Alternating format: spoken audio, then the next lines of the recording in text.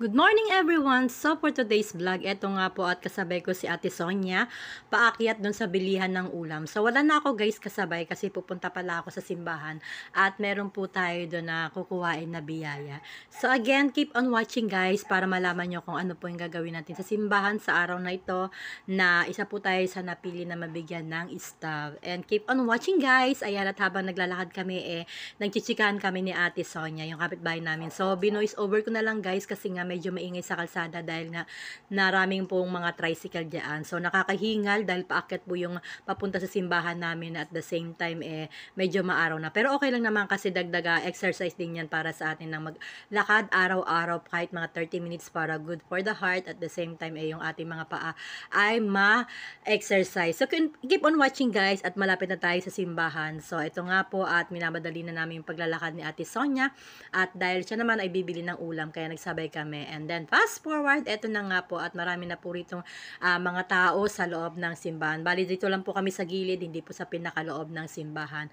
At syempre, bago po ang lahat, gusto ko muna magpasalamat kay Ate Edita at sa kanyang mister at sa kanilang family Esteban. At syempre, hindi pwedeng hindi natin pasalamatan ang benefactors natin na si Madam Amsi. So thank you so much Madam Amsi sa iyong pagbigay sa amin ng munting biyaya nito na malaking tulong para sa aming mga taga Citrus from the bottom of my heart. Ayan, sa family Esteban and then kay Madam Amsi na benefactors nito nga pagbabahagi ng mga biyaya dito sa amin sa Citrus at sa iba pang mga lugar. Thank you so much talaga dahil isa ako sa na mapalad muli na mabigyan ng isdab. Ayan, so ito na nga po at habang nag-aantay kami, syempre nag-video-video muna ng person at ito na nga po at nagpa-start na po na magpapila ang mga nanay at ang mga bata ay iba naman po ang kanilang mga pila. So as you can see, eto si Ate Tess at busy at sabi ko kumaway dahil ako ay nagbibideo at deadma lang. At nasa likod ko naman si Ate Sita, ayan, peace daw. Sino bang kaaway niya at nagpipis? So wala naman. At ito naman po sinunghamin. So yung mga bata medyo tapos na pong pumila dahil meron po silang snacks yung mga bata. Kasi yung mga bata guys, sinasama din po ni Ate Edita at yung kanyang asawa at ng mga kanyang katim ng family Steven. Thank you so much. At ulit kay Madam Amsi, ayan, sa benefactors dito sa pamamahagi ng mga biyaya nito. At ito na po yung mga bata at nakakuha na po sila ng kanilang pang merienda, yung kanilang snack. At habang ang mga mami na katulad ko ay pumpila naman po. So ayan naman po at pipila na tayo guys. So binibidyo ko muna sila.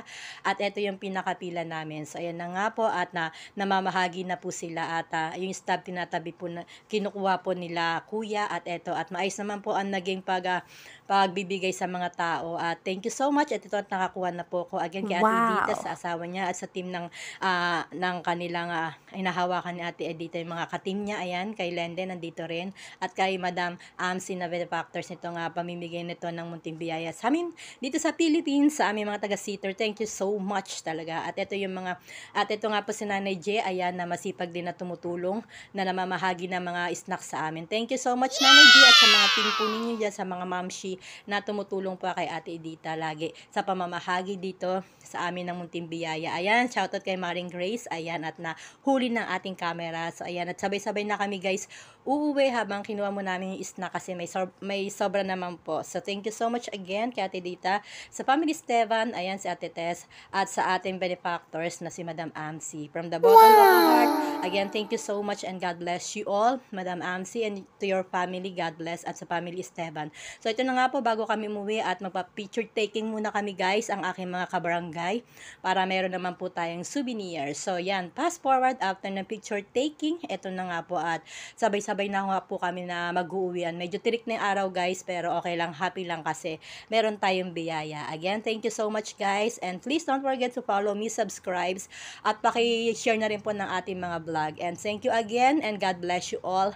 And ingat-ingat po sa lahat. And bye-bye, and thank you for watching guys. Ito na nga po at pauwi na ang mga mamshi again sa family Esteban kay Madam Amsi. Thank you so much and God bless you all and to your family. And bye-bye!